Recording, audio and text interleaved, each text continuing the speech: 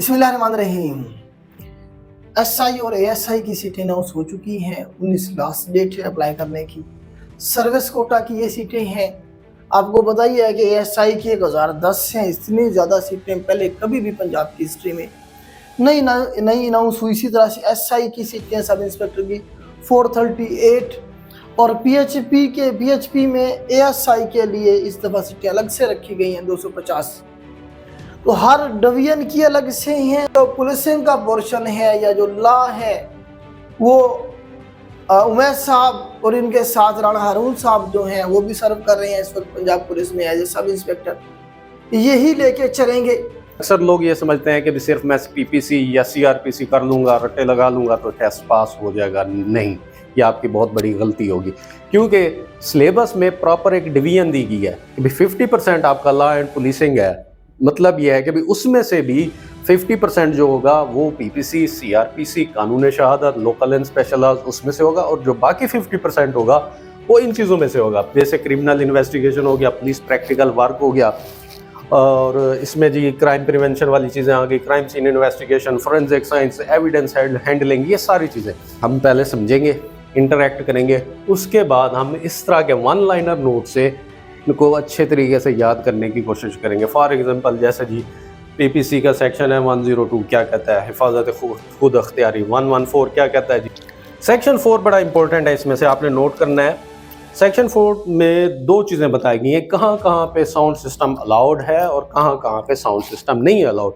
तो हमारा प्लान ये है कि इंशाल्लाह जो है ना हम 15 नवंबर को हमारी पहली क्लास होगी। उससे पहले जो है ना जिन बच्चों ने रजिस्ट्रेशन करवानी है तो वो करवा सकते हैं।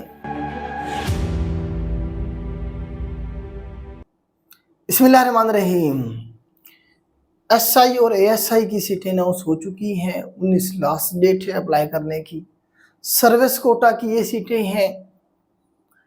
इसमें जो एज लिमिट है ये फर्स्ट टाइम जो है ना किया गया है 40 साल, और ये एक दफ़ा के लिए है, वन टाइम अपॉर्चुनिटी है ये 40 साल की। मतलब जनरली जो एज लिमिट होती है 30 साल होती है, इसमें 5 साल की जनरल एज रिलैक्सेशन दी गई है 40 साल तक, जो पंजाब पुलिस में एसआई और एएसआई की सीटें हैं उनके लिए।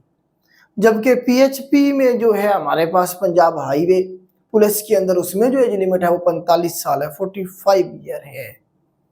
तो ये ज़बरदस्त मौका है उन तमाम लोगों के लिए जो 35 से ज़्यादा हो गए थे और उनके पास चांस थे अभी भी, लेकिन एज पूरी होने की वजह से उनके जो चांस थे वो ज़ाय हो रहे थे। तो ये ज़बरदस्त मौका है। इसका जो लास्ट डेट है ऑलरेडी मैंने बता दिया है 19 से है। और उसके बाद हम ज़रा देखते हैं कि इसमें जो एलिजिबिलिटी क्राइटेरिया, तो सीटें आपको बताइए है कि एएसआई की 1010 हैं। इतनी ज़्यादा सीटें पहले कभी भी पंजाब की हिस्ट्री में नई अनाउंस हुई। इसी तरह से एसआई की सीटें सब इंस्पेक्टर की 438 और पीएचपी में एएसआई के लिए इस दफ़ा सीटें अलग से रखी गई हैं 250। तो हर डिवीजन की अलग से हैं, एडवर्टाइजमेंट में मेंशन है। टाइम से इन पे अप्लाई करें और टाइम से जो है ना अपनी तैयारी शुरू करें।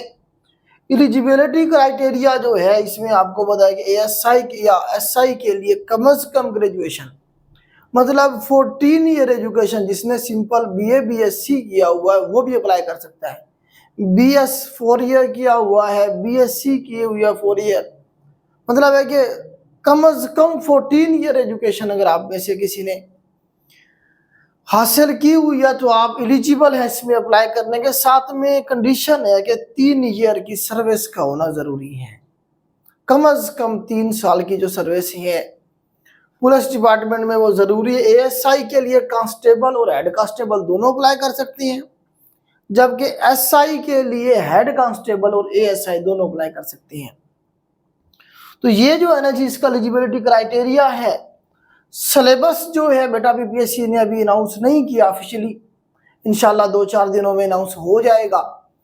लेकिन आप ये देखिए पीएचपी का जो सिलेबस है वो अनाउंस हो गया है, और पंजाब पुलिस की तरफ से जो सिलेबस भेजा गया है कमीशन को वो भी आ चुका है। अब कमीशन ने क्या करना है, उसे अनाउंस करना है।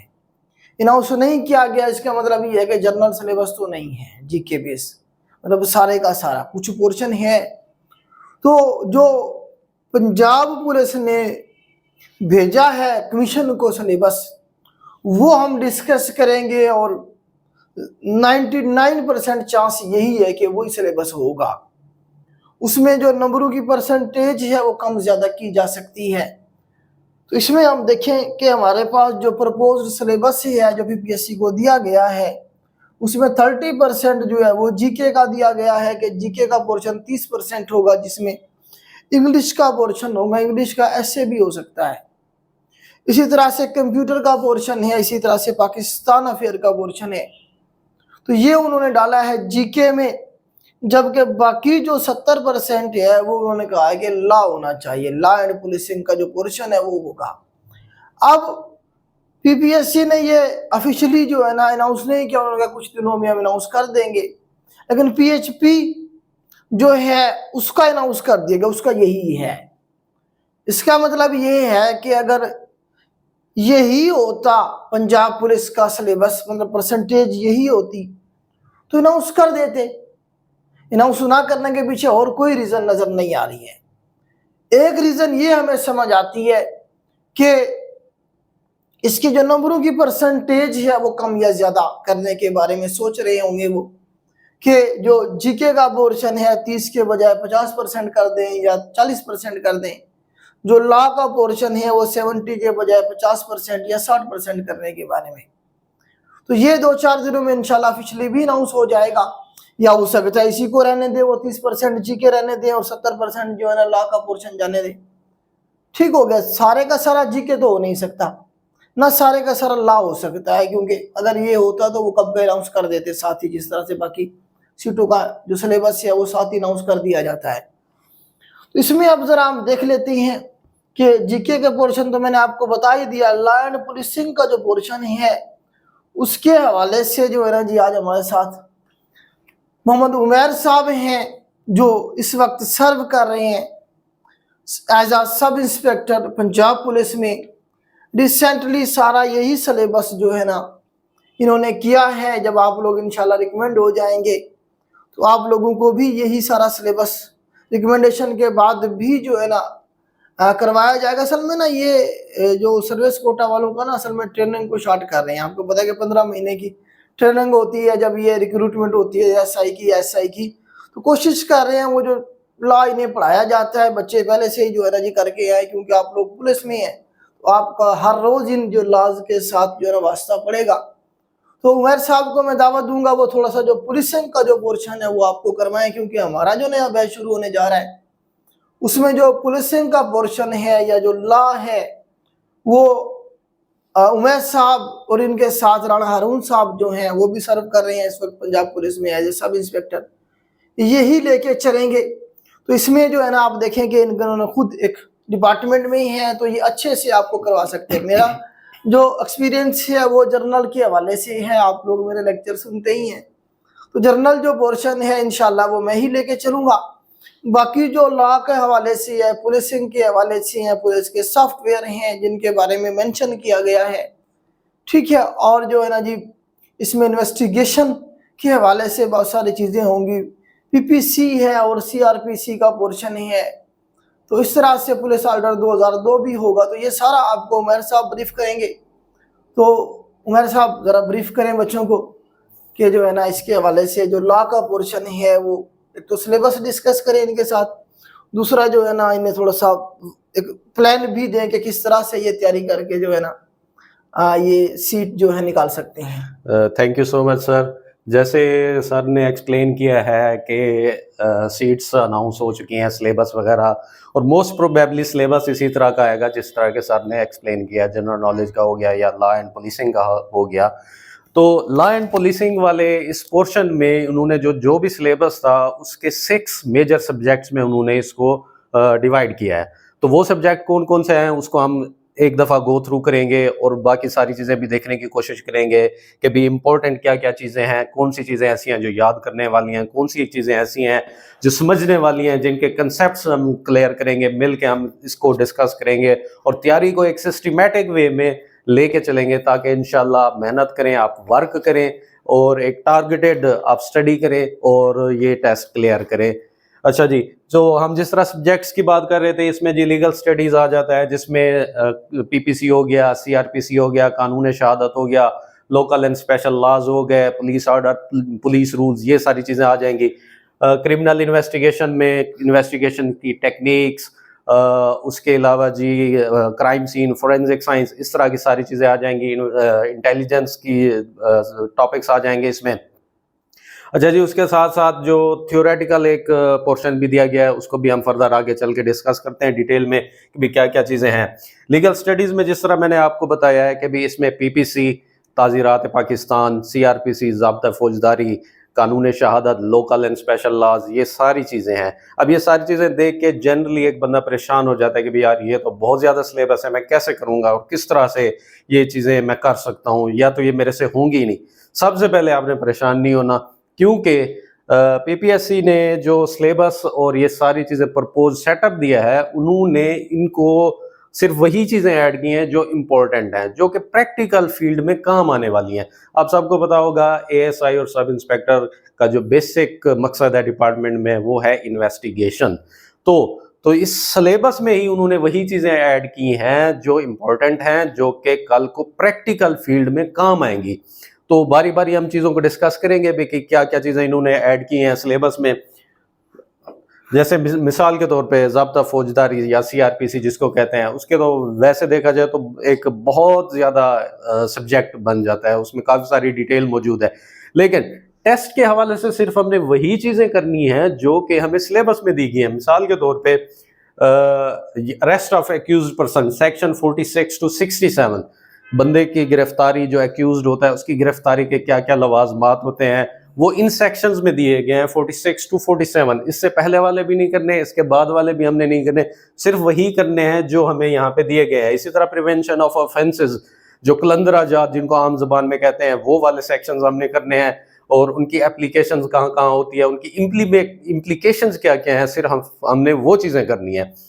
अच्छा जी, आगे हम बढ़ेंगे और देखेंगे कि बाकी सब्जेक्ट्स में क्या क्या है। लोकल एंड स्पेशल लॉज में टोटल 17 टॉपिक्स हैं, और ये ऐसा नहीं है आपको लग रहा होगा कि 17 लॉज मुझे करने पड़ेंगे, नहीं, 17 लॉज हमने करने ही हैं, लेकिन उनके जो सेक्शंस दिए गए हैं सिर्फ और सिर्फ वही हमने करने हैं। मिसाल मैं आपको दूंगा, Punjab sound system regulation act 2015। अच्छा, ये इसके कोई 14 या 16 आगे सेक्शंस बनते हैं, लेकिन उसमें से सिर्फ और सिर्फ हमने करने हैं सेक्शन 2 to 10 तक, 2 से लेकर 10 तक जो सेक्शंस हैं हमने वही करने। इसके अलावा बाकी जो लोकल एंड स्पेशल लॉज में मोटर व्हीकल ऑर्डिनेंस हो गया, आर्म्स ऑर्डिनेंस हो गया, CNSA control of narcotic substance act, ये वाली चीजें हमने करनी है जो कि फ्रीक्वेंटली फील्ड में यूज होती हैं, जो कि कल को हमारे प्रैक्टिकली काम भी आ सके। इसी तरह से कानून शहादत के टोटल 10 टॉपिक्स हैं, उसमें भी जो सिलेबस है वो कंसाइज है। ये नहीं है कि भी सारा का सारा हमने कानून शहादत ऑर्डिनेंस करना है, सिर्फ और सिर्फ हमने जो सिलेक्टेड चीज़ें हैं सिर्फ वही करनी है। 164 मॉडर्न डिवाइसेस वाला हो गया, ओरल एविडेंस हो गया, डॉक्यूमेंट्री एविडेंस हो गया, सिर्फ ये चीज़ें ही हमने इसमें से करनी है। इसी तरह से पुलिस रूल सारा का सारा नहीं करना, पुलिस रूल्स के टोटल 10 टॉपिक है। अच्छा, उसके अलावा जो चैप्टर पुलिस रूल में हमेशा चैप्टर वाइज दिया गया होता है, तो वो सिर्फ वही चैप्टर करने हैं जो कि यहाँ पे मेंशन है, और ये बड़ी जनरल और कॉमन बातें होती है, सिर्फ एक दफ़ा समझने की और रिवाइज करने की और याद करने की ज़रूरत है, ये इतना मुश्किल नहीं होता। पुलिस ऑर्डर के बारे में भी ऐसे ही है, इसमें से टोटल 22 आर्टिकल्स करने हैं कि सारा का सारा हमने नहीं पढ़ना, सारा का सारा हमने रट्टा नहीं लगाना, याद नहीं करना, सिर्फ और सिर्फ वही चीज़ हमने करनी है जो कि सिलेबस में है, और सिर्फ वही चीज़ पूछी जाएगी जो कि ऑलरेडी सिलेबस में मेंशन है इसके। अच्छा जी, आगे चलेंगे, हम देखेंगे, ये तो था जी हमारा लॉ एंड पुलिसिंग से रेलिवेंट सिलेबस। अक्सर लोग ये समझते हैं कि सिर्फ मैं पीपीसी या सीआरपीसी कर लूँगा, रट्टे लगा लूँगा तो टेस्ट पास हो जाएगा। नहीं, ये आपकी बहुत बड़ी गलती होगी, क्योंकि सिलेबस में प्रॉपर एक डिवीजन दी गई है कि 50% आपका लॉ एंड पुलिसिंग है। मतलब यह है कि उसमें से भी 50% जो होगा वो पीपीसी, सीआरपीसी, कानून शहादत, लोकल एंड स्पेशल लॉज उसमें से होगा, और जो बाकी 50% होगा वो इन चीज़ों में से होगा। जैसे क्रिमिनल इन्वेस्टिगेशन हो गया, पुलिस प्रैक्टिकल वर्क हो गया, और इसमें जी क्राइम प्रिवेंशन वाली चीज़ें आ गई, crime scene investigation, forensic science, evidence handling, ये सारी चीज़ें। मेरे वो सारे दोस्त भाई और कलीग जो ऑलरेडी पुलिस डिपार्टमेंट में सर्व कर रहे हैं, ऑफिस में काम करते हैं, डिफरेंट ब्रांचेस में वो पोस्टेड हैं, उनको इन चीज़ों का आइडिया होता है, लॉ एंड पुलिसिंग के हवाले से रूल्स का, रेगुलेशंस का आइडिया होता है, तो वो ये समझते हैं कि भी ठीक है यार मेरी तैयारी हो गई। लेकिन नहीं, आपने इस चीज़ को इग्नोर नहीं करना, आपने इस पोर्शन पे भी फोकस रखना है, क्योंकि जो पीपीएससी का पेपर होता है वो इक्वली डिस्ट्रीब्यूटेड होता है। ऐसा नहीं होता कि भी सिर्फ पीपीसी उठाएगा और 100 के 100 एमसीक्यूज उसमें से दे देगा, नहीं, आपने जो सिलेबस है उसको थारोली कवर करना है, हर तरीके से उसको मुकम्मल तौर पे हमने सारी चीज़ें इसमें से करनी है जो जो सिलेबस में दी गई हैं। अच्छा जी, आगे हम देखेंगे कि भी एक और पोर्शन सिलेबस में दिया गया है जिस ऊपर उन्होंने टैग लगा दिया कि भी ये थियोरेटिकल है। मतलब थियोरेटिकल का क्या मकसद है, हमने इसको दोनों तरह से तैयारी करना है, हमने इसको एमसीक्यूज के हवाले से भी तैयार करना है, हमने इसको थ्योरी की बेसिस पे भी तैयार करना है। यहाँ पे जो भी टॉपिक्स हैं हम उनको समझेंगे, अच्छे तरीके से एक्सप्लेन करेंगे, अंडरस्टैंड करेंगे, इंटरेक्ट करेंगे, तब जाके ये चीज़ें हमें क्लियर होंगी। अच्छा, इसमें मैं ये एक और चीज़ ऐड करना चाहूँ, ये जो प्रैक्टिकल ये वाली चीज़ें हैं, थ्योरेटिकल फ्रेमवर्क है पुलिसिंग के हवाले से, ये एक तो आपको अभी टेस्ट में काम आएगा, और इंशाल्लाह जब आप लोग टेस्ट क्लियर करेंगे, इंटरव्यू के लिए जाएंगे, तो तब ये चीज़ें बड़ी हेल्पफुल होनी है। क्यों, मैं कोई आपसे एक क्वेश्चन करता हूँ, फॉर एग्जांपल एक क्वेश्चन आता है, इंटेरोगेशन और इंटरव्यू में क्या फ़र्क है, ये क्रिमिनल इन्वेस्टिगेशन का एक टॉपिक है। इस तरह से criminology versus criminality versus criminal investigation, इन सारे कंसेप्ट्स को वन बाय वन हम समझेंगे, क्लियर करेंगे, इंटरलिंक इनकी ढूंढेंगे, और इनकी प्रैक्टिकल पुलिसिंग में हम इनकी एप्लीकेशन भी हम अंडरस्टैंड करने की कोशिश करेंगे, उसको भी कवर करेंगे। अच्छा जी, इसी फ्रेमवर्क में बाकी चीज़ें भी है जी, हमारा क्रिमिनल जस्टिस सिस्टम वर्क कैसे करता है, क्राइम रिपोर्टिंग कैसे होगी, एफआईआर कैसे होगी, उसके बाद जी रिमांड किस तरह से लिया जाएगा, कितनी तरह का रिमांड होता है, हम वो चीज़ें समझने की कोशिश करेंगे, एक्सप्लेन करेंगे, थ्योरेटिकली हम सारी चीज़ें कवर करने की कोशिश करेंगे। क्या क्या एसओपीज होती हैं इन्वेस्टिगेशन के, pros and cons, dos and don'ts, जो जो चीज़ें हैं जो कि बाय द बुक, जो बाय द रूल्स जो हमें बताई गई हैं, जो हमारी बुक्स में मेंशन है, जो हमारे आर्टिकल्स, जो हमारे पीपीसी, सीआरपीसी, जिन जिन जगहों पे ये हमें मेंशन है, जो जो चीज़ें हमें बताई गई, हम उनको साथ लेके उनके बेसिस पे ये सारा थ्योरेटिकल चीज़ें समझने की कोशिश करेंगे, और आगे हम इनको फर्दर अंडरस्टैंड करेंगे, और इनकी प्रैक्टिकल एप्लीकेशंस पे भी हम बात करेंगे। जी आगे चलते हैं जी, इसी का एक पोर्शन है जिसमें उन्होंने जी फंडामेंटल्स ऑफ ह्यूमन राइट्स, जो कि हमारे आईन पाकिस्तान में इंसानी बुनियादी हकूक़ है, ये टॉपिक भी दिया हुआ है। इसमें 1 से लेकर 28 तक आर्टिकल्स हैं, वो सारे हमने करने हैं, उनको समझना है, उनको याद करना है, उनको एक्सप्लेन करना है। इसी तरह से जी रेड जुरिसडिक्शन वाली चीज़ें हैं, 184(3) हो गया, 199 हो गया, कॉन्स्टिट्यूशन ऑफ पाकिस्तान के हवाले से, वो चीज़ें भी हमने करनी है। रिलीजियस हार्मनी बड़ा एक इम्पोर्टेंट टॉपिक भी दिया गया है, इसको भी हम अंडरस्टैंड करेंगे। हमारा लीगल फ्रेमवर्क क्या कहता है इसके बारे में, और इसकी प्रिवेंशन के बारे में, बाकी चीज़ें ब्लास्फेमी लॉज हो गए, ये सारी चीज़ें हम थ्योरेटिकल वे में भी कवर करने की कोशिश करेंगे, और एग्जाम के पॉइंट ऑफ व्यू से भी देखने की ये सारी चीज़ें कोशिश करेंगे। अच्छा जी, जिस तरह से बाकी चीज़ें, और कहते हैं this is the age of new technology, this is the age of IT, तो इसी तरह से पुलिस का जो डिपार्टमेंट है, ये भी आहिस्ता आहिस्ता रेवोल्यूशनाइज हो रहा है। रिसेंटली आप ऑलरेडी डिपार्टमेंट का हिस्सा हैं, तो आपको बेहतर तरीके से पता होगा कि अभी क्या क्या इनिशिएटिव्स लिए गए हैं आईटी में। और जिस तरह से मैंने पहले आपको एक्सप्लेन किया, सब इंस्पेक्टर और एएसआई का जो बेसिक काम होता है वो होता है इन्वेस्टिगेशन। तो इन्वेस्टिगेशन में सबसे जो आजकल इम्पोर्टेंट टूल जिसको हम कह सकते हैं वो है IT, use of IT, information technology, ये सारी चीज़ें होगी, जिसमें हमारी सीडीआर आ जाती है, जियो फेंसिंग आ जाती है, उसके अलावा जी सोशल मीडिया मॉनिटरिंग एप्स आ जाती हैं। ये सारी चीज़ें इन्वेस्टिगेशन में बहुत ही हेल्पफुल होती हैं। तो हम इन सारी चीज़ों को कवर करने की कोशिश भी करेंगे, जिसमें जो बेसिक टॉपिक्स हैं, MS वर्ड के हो गया, एक्सेल हो गया, पावर पॉइंट हो गया, हम जीके वाले पोर्शन में भी करेंगे। और यहाँ भी पुलिस के हिसाब से कि जो एक्सेल वाला काम है, जिसमें पाइवट टेबल्स होती हैं, वो CDR एनालिसिस में किस तरह हेल्पफुल हो सकती हैं, वो सारी चीज़ें यहाँ पे हम देखने की कोशिश करेंगे। अच्छा जी, उसके अलावा जी जो पुलिस डिपार्टमेंट में डिफरेंट सॉफ्टवेयर यूज़ होते हैं, डिफरेंट एप्लीकेशंस यूज़ होती हैं, हम वो भी करने की कोशिश करेंगे। फॉर एग्जांपल सबसे बड़ी जो एप्लीकेशन है वो है PSRMS, police station record management system, जिसको आम ज़बान में पोलकॉम भी कहते हैं। उसकी वर्किंग कहाँ कहाँ पे वो किस किस के पास एक्सेस है, ये चीज़ें हम करेंगे। उसके अलावा जी मोबाइल ऐप्स जो कि आईओएस के मोबाइल्स में इंस्टॉल्ड होती हैं उनको भी हम गो थ्रू करेंगे, उनकी एप्लीकेशंस देखेंगे कि कहाँ कहाँ वो इस्तेमाल होती हैं, किस किस जगह पे वो यूज़फुल हो सकती हैं। ये सारी चीज़ें हम कवर करने की कोशिश करेंगे। अच्छा जी, जिस तरह से मैंने आपको बताया है कि भाई हमने लॉ एंड पुलिसिंग के हवाले से सारी चीज़ें करनी है, तो हम पहले समझेंगे, इंटरैक्ट करेंगे, उसके बाद हम इस तरह के वन लाइनर नोट से इनको अच्छे तरीके से याद करने की कोशिश करेंगे। फॉर एग्जांपल जैसे जी पीपीसी का सेक्शन है 102 क्या कहता है, हिफाजत खुद अख्तियारी। 114 क्या कहता है जी, इर्तिकाब जुर्म के वक्त इआनती की मौजूदगी। इसी तरह से 120A क्या कहता है, 120B क्या कहता है। सिर्फ वही टॉपिक करने हैं जो ऑलरेडी हमारे सिलेबस में है, और इस तरह से हम वन लाइनर नोट्स बना के आपको प्रोवाइड भी करेंगे, उनको समझेंगे भी सही और अच्छे तरीके से हम इनको कवर करने की कोशिश करेंगे।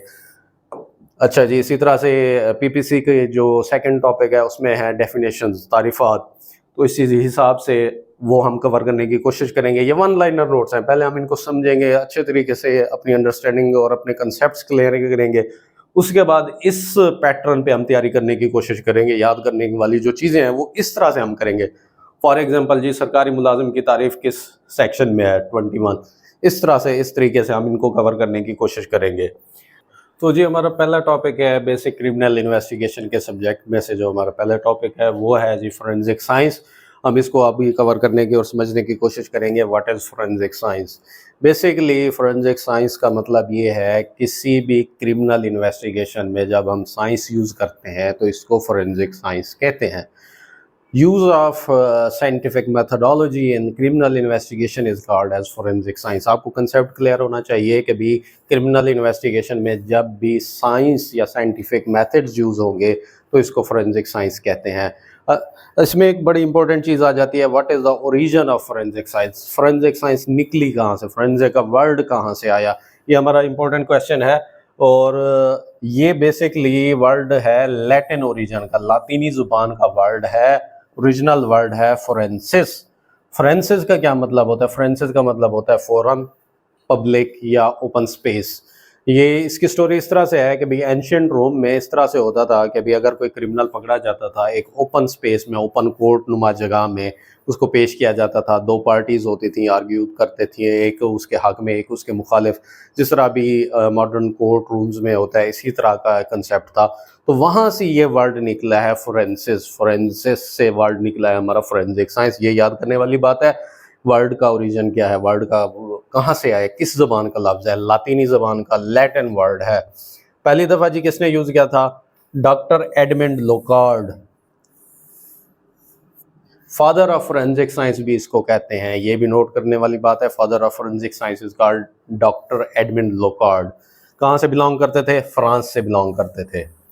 इन्होंने पहली दफ़ा वर्ड फोरेंसिक साइंस यूज़ किया।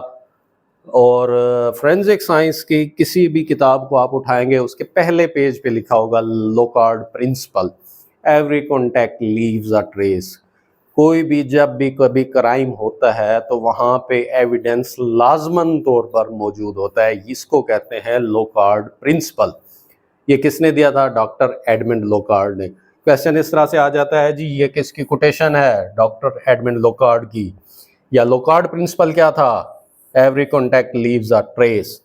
इसमें से ये इस तरह के क्वेश्चन हो सकते हैं। हम नेक्स्ट लेंगे, हमारा नेक्स्ट टॉपिक है फिंगरप्रिंट्स का। जैसे कि मॉडर्न इन्वेस्टिगेशन में आहिस्ता आहिस्ता पाकिस्तान में भी जिद्दत आ रही है, मॉडर्न टेक्निक्स यूज़ हो रही हैं। इस सिलसिले में पीएफएसए बहुत काम कर रहा है। हमारे हर डिस्ट्रिक्ट के क्राइम सीन यूनिट मौजूद होते हैं जो कि क्रिमिनल इन्वेस्टिगेशन में फोरेंसिक साइंस अप्लाई करते हैं और फिर नेक्स्ट उसको प्रोसेस करते हैं एविडेंस कलेक्शन में और उसके बाद कोर्ट में प्रेजेंट करते हैं। तो कोई भी क्राइम होता है, क्राइम अगेंस्ट प्रॉपर्टी हो गया, किसी तरह का भी होता है, तो उसमें सबसे इम्पोर्टेंट और वाइटल चीज़ होती है वो होती है फिंगरप्रिंट्स। अगर क्रिमिनल ने कोई क्राइम किया है, उसने ग्लव्स नहीं पहने हुए, मोस्टली नहीं होता इस तरह से, उसके फिंगरप्रिंट कहीं ना कहीं किसी ना किसी मेटालिक नॉन मेटालिक सरफेस पे पाए जाते हैं। तो हमारा क्वेश्चन क्या बनेगा? सबसे इम्पोर्टेंट क्वेश्चन, फिंगरप्रिंट्स की कितनी टाइप्स हैं? फिंगरप्रिंट्स की 3 टाइप्स हैं। ये मैं आपको क्रिमिनल इन्वेस्टिगेशन के तरीके में बता रहा हूँ। क्रिमिनल इन्वेस्टिगेशन में फिंगरप्रिंट्स की 3 मेजर टाइप्स होती हैं।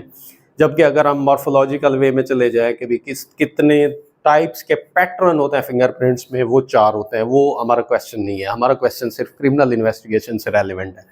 तो फिंगरप्रिंट की कितनी टाइप्स होती हैं? 3 होती हैं। कौन कौन सी होती हैं? लेटेंट, पेटेंट और प्लास्टिक।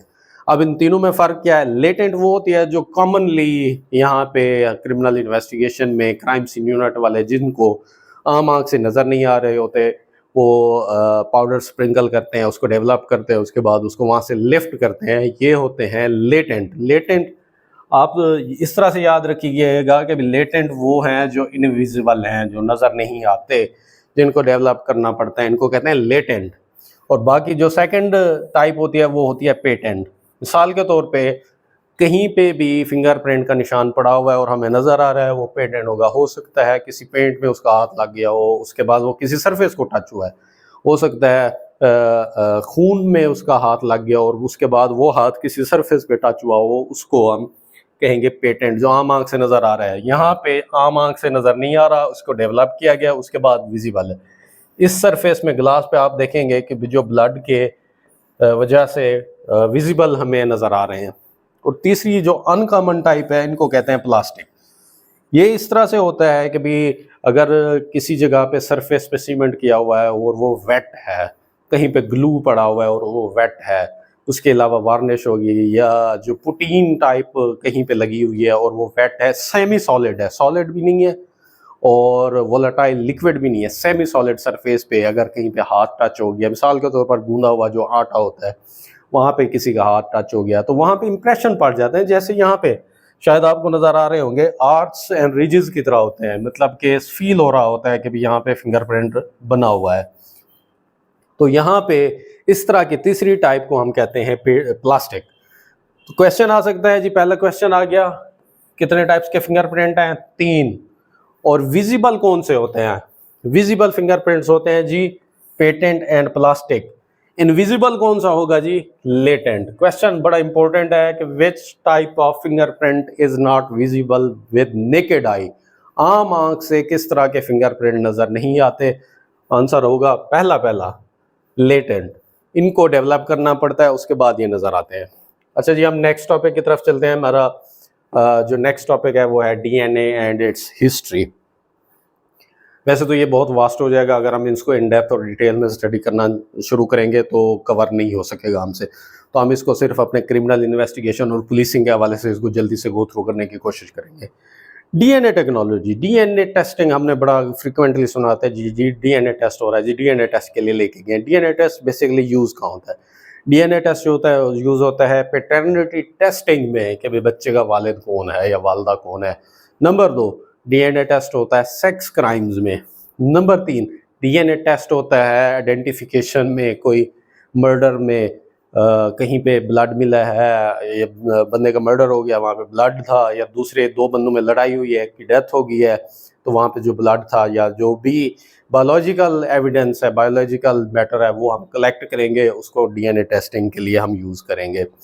तो basically DNA testing is used in sex crimes, murder cases, terrorism वगैरह, आइडेंटिफिकेशन वाली, वो फिर नेक्स्ट चीज़ें आ जाएंगी।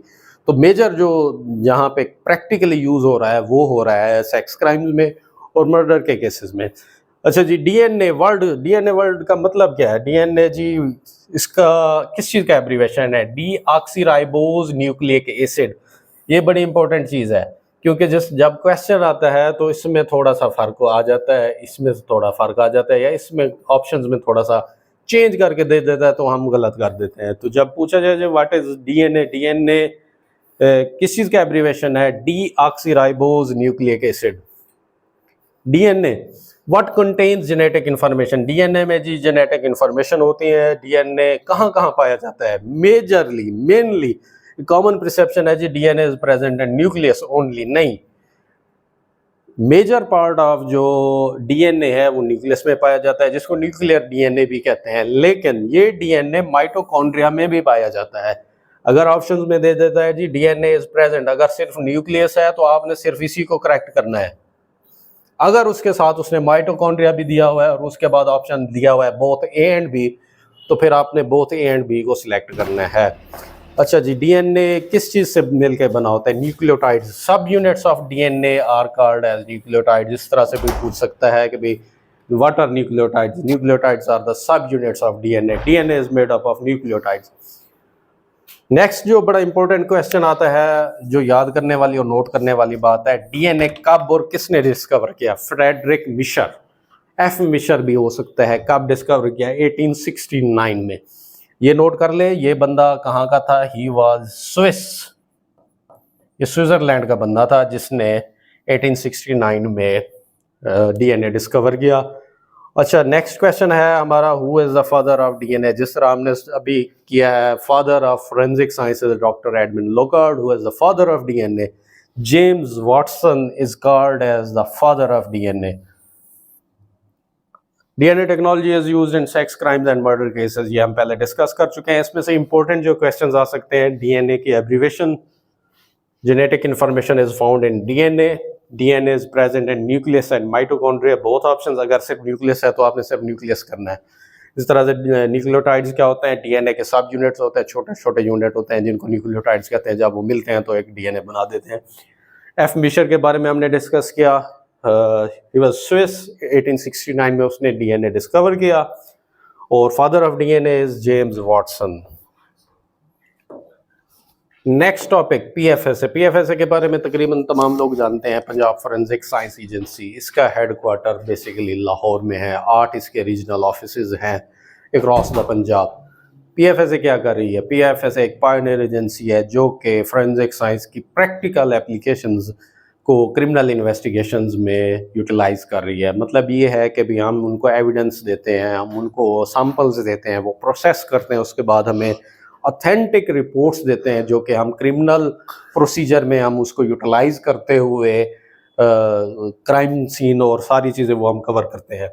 अच्छा, क्वेश्चन आ सकता है जी, PFSA Punjab forensic science agency headquarter कहाँ है जी? Headquarter is in Lahore.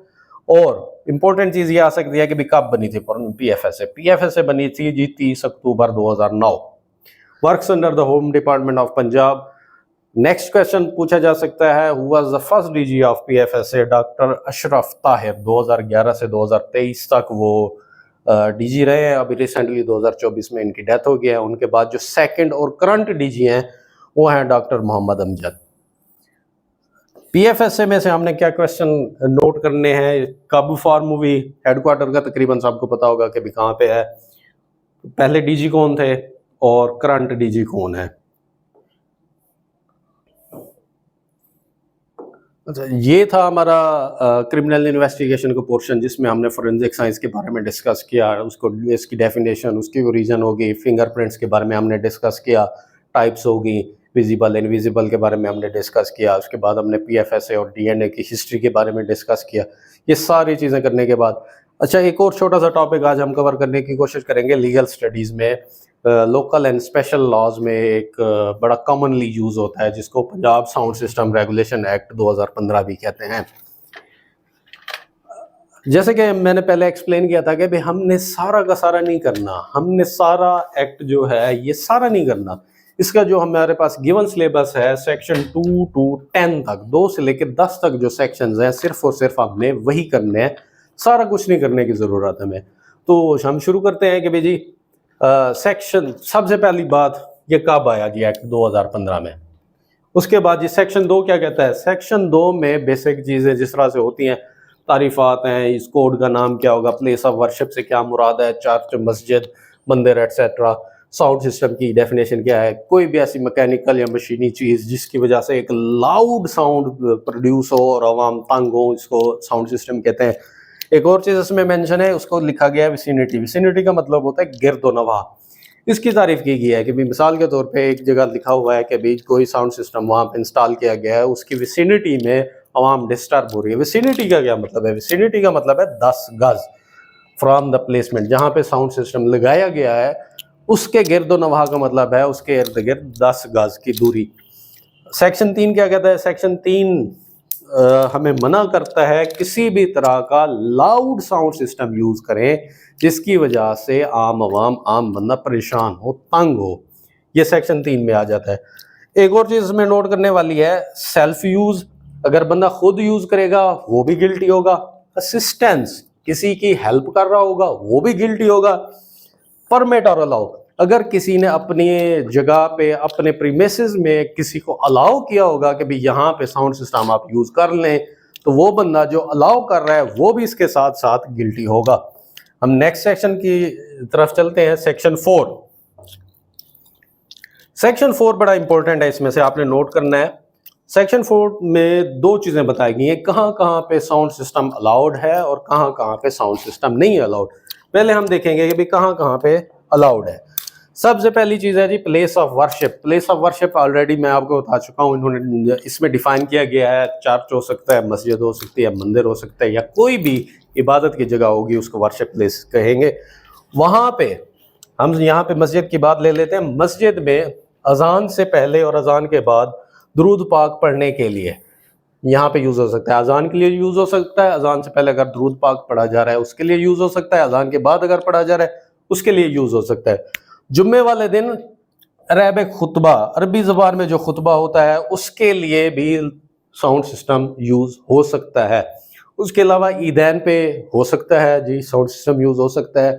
उसके अलावा जी फाउंड लॉस्ट, कोई चीज़ मिल गई है, कोई बच्चा गुम हो गया, कोई चीज़ गुम हो गया है, उस तरह के ऐलानात करने के लिए इस्तेमाल हो सकता है। किसी की फौतगी की इतला देने के लिए इस्तेमाल हो सकता है, और इसी तरह से कोई भी सरकारी ऐलान करने के लिए इस्तेमाल हो सकता है। इस सेक्शन में उन्होंने एक लिमिट लगा दी है कि भाई जो नंबर ऑफ एक्सटर्नल स्पीकर्स होंगे वो कितने होंगे। जो एक्सटर्नल स्पीकर, जो बाहर स्पीकर लगाए जाते हैं उनको एक्सटर्नल स्पीकर्स कहते हैं, वो है 4। इस एक्ट की रूह से 4 से ज्यादा किसी भी सूरत एक्सटर्नल स्पीकर इस्तेमाल नहीं हो सकते। अच्छा, इसके साथ ही हम डिस्कस करेंगे कहाँ कहाँ पे अलाउड नहीं है वर्शिप प्लेसेस। इन एक्सेप्शंस के अलावा किसी भी टाइम में साउंड सिस्टम यूज नहीं हो सकता वर्शिप प्लेसेस में।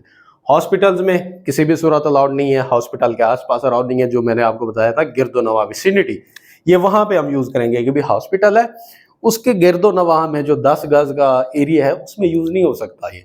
इसी तरह से जी कोर्ट के आसपास नहीं यूज हो सकता, इंस्टीट्यूशंस, एजुकेशनल इंस्टीट्यूट्स हो गए, कोई भी हो गए, कहीं पे भी यूज नहीं हो सकता। आम आबादी में भी आप यूज नहीं कर सकते।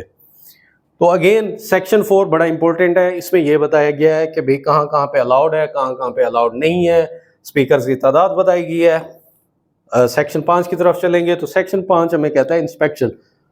किस लेवल का बंदा, कौन सी मजाज अथॉरिटी जो है वो इंस्पेक्शन कर सकती है देखने के लिए कि भाई कितने एक्सटर्नल स्पीकर्स हैं, किस टाइमिंग में वो यूज हो रहे हैं, किस मकसद के लिए यूज हो रहे हैं। House station in charge of local police station या SHO जिसको भी कहते हैं, वो इंस्पेक्ट करेगा, रिपोर्ट करेगा, नोट डाउन करेगा कि भी मेरे एरिया में इतनी मसाजिद हैं, वर्शिप प्लेसेस हैं जहाँ जहाँ पे ये साउंड सिस्टम यूज हो रहा है, वो चीज़ नोट डाउन करेगा, अथॉरिटीज को रिपोर्ट करेगा। और इंपॉर्टेंट सेक्शन है सेक्शन 6। सेक्शन 6 में बताती है what will be the punishment for this offence. अगर कोई साउंड सिस्टम यूज कर रहा है और वायलेशन कर रहा है तो इसकी पनिशमेंट जो है वो प्रिस्क्राइब की गई है सेक्शन 6 में, जो कि इम्प्रिजनमेंट है अप टू 6 मंथ्स। ये नोट करने वाली बात है जी, कितनी सजा हो सकती है, 6 महीने की। इसके अलावा जुर्माने की बात की गई है, जो मिनिमम जुर्माना है वो है 25,000 और मैक्सिमम होगा 1 लाख या 100,000। कम से कम जुर्माना 25,000 और ज्यादा से ज्यादा जुर्माना 1 लाख तक होगा। सेक्शन 7 कहता है पावर ऑफ सीजर, कौन कब्जा में ले सकता है, किस रैंक का ऑफिसर कब्जा में ले सकता है। कम से कम ASI रैंक का बंदा होगा जो कि साउंड सिस्टम को अपने कब्जा में लेगा, आगे फिर कोर्ट में पेश करेगा ड्यूरिंग द कोर्ट प्रोसीजर। अच्छा, उसके साथ एक और चीज़ ऐड की गई है कि भाई अगर साउंड सिस्टम इस्तेमाल हो रहा है या उसको कभी शुबा है कि भाई यहाँ पे इस्तेमाल हो रहा था, ये वाला साउंड सिस्टम इस्तेमाल हो रहा था, तो ASI रैंक का बंदा कम अज कम ये साउंड सिस्टम को कब्जा में ले सकता है। अच्छा जी, नेक्स्ट हम इसका सेक्शन करेंगे सेक्शन 8। सेक्शन 8 क्या कहता है, ये इंपॉर्टेंट है। जिस तरह से सेक्शन 6 में सजा बताई गई थी, 7 में पावर ऑफ सीजर बताई गई थी कि भी कौन सा बंदा कब्जा में ले सकता है, सेक्शन 8 में ये बताया गया कि ये कॉग्निजेबल और नॉन बेलेबल ऑफेंस है। इसको हम फर्दर डिटेल में हम स्टडी करेंगे कि कॉग्निजेबल ऑफेंस क्या होते हैं, काबिल दस्त अंदाजी पुलिस जराइम होते हैं, और नॉन बेलेबल नाकाबिल ज़मानत मतलब ये है कि भी पुलिस इस पे कार्रवाई कर सकती है, डायरेक्टली एफआईआर दे सकती है। नॉन बेलेबल नाकाबिल ज़मानत है, ये सेक्शन 8 इंपॉर्टेंट है, इसको आपने नोट डाउन करना है कि ये कॉग्निजेबल है और नॉन बेलेबल है। सेक्शन 9 कहता है जी ये कंपाउंडेबल ऑफेंस भी है, मतलब कि काबिल राजीनामा भी है, इनको समरी ट्रायल्स भी कहते हैं। इसमें प्रोबेशन सजा होती है, बेसिकली जो प्रैक्टिकली हम जो ऑब्जर्व करते हैं प्रोबेशन सजा होती है। मतलब फर्स्ट ऑफेंस पे सिर्फ फाइन होता है, सेकंड ऑफेंस या उसके बाद अगर कोई हैबिचुअल हो तो उसके बाद फिर प्रॉपर जो होती है फिर ट्रायल की तरफ और उस तरफ मामला जाते हैं। तो ये कंपाउंडेबल भी, आपने ये याद रखना है कि भी ये कंपाउंडेबल है या नहीं है जी, ये कंपाउंडेबल ऑफेंस है, काबिल राजीनामा ऑफेंस है। कोई भी गवर्नमेंट या गवर्नमेंट की तरफ से प्रपोज्ड ऑफिसर 25,000 की पेनल्टी लगा के इसको डिस्कार्ड कर सकता है, वो भी सिर्फ और सिर्फ वन टाइम के लिए, एक दफ़ा के लिए। अगर मल्टीपल टाइम ये बंदा ये ऑफेंस कमिट कर रहा है तो ये कंपाउंडेबल नहीं रहेगा।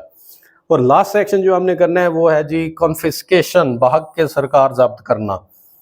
अभी हमने पढ़ा था seizure, section 7 power of seizure, कौन इसको कब्जा पुलिस में लेगा, कम अज कम एएसआई रैंक का बंदा।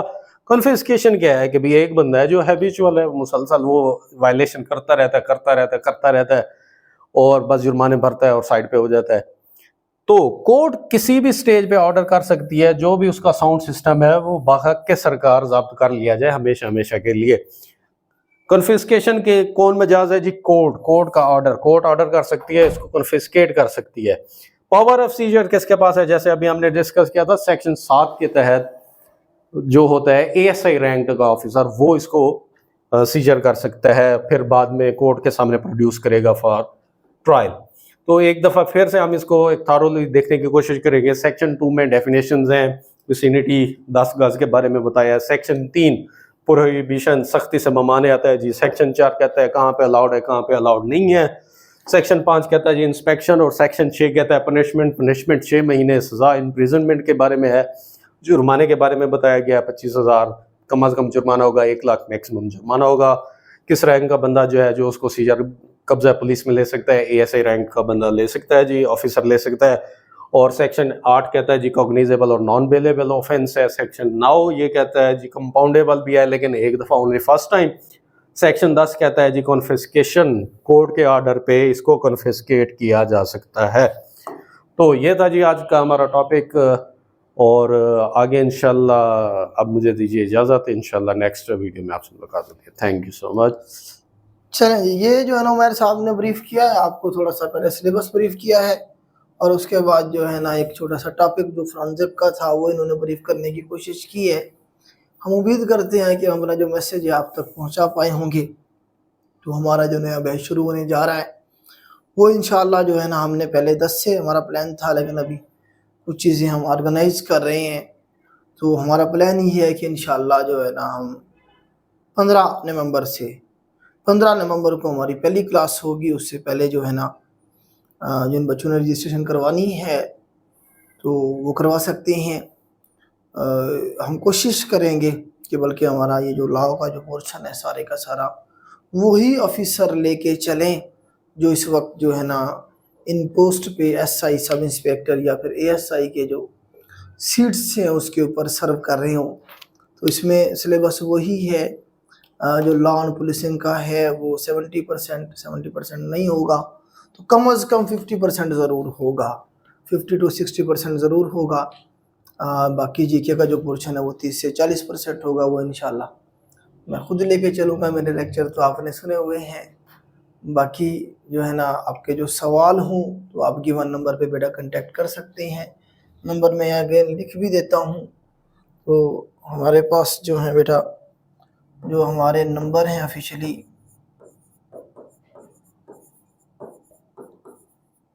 ये बेटा हमारे एकेडमी का ऑफिशियल नंबर है। आप इस पर रब्ता करके किसी भी तरह की इंफॉर्मेशन अगर लेना चाहें तो आप जो है ना ले सकते हैं। इन नंबर्स के अलावा या इस प्लेटफॉर्म के अलावा किसी भी प्लेटफॉर्म के साथ किसी भी शख्स के साथ हमारा कोई ताल्लुक़ नहीं है। हम किसी प्लेटफॉर्म के या किसी नंबर के रिस्पॉन्सिबल नहीं होंगे। ये नंबर है हमारा ऑफिशियल। अगर कभी ये ना मिल रहा हो तो आप जो है ना एक और नंबर मैं यहाँ छोड़ देता हूँ। ये बेटा एक और नंबर है, व्हाट्सएप करेंगे, कोशिश कीजिएगा व्हाट्सएप कर लिया करें, कॉल ना किया करें, क्योंकि इतनी सारी जो कॉल हैं उन्हें फिर मैनेज करना। व्हाट्सएप जब आप कर देते हैं या वॉइस कर देते हैं तो जैसे ही जो है हमारी टीम देखती है वो आपको रिप्लाई कर देती है। तो आज के लिए इतना ही, अल्लाह हाफ़िज़।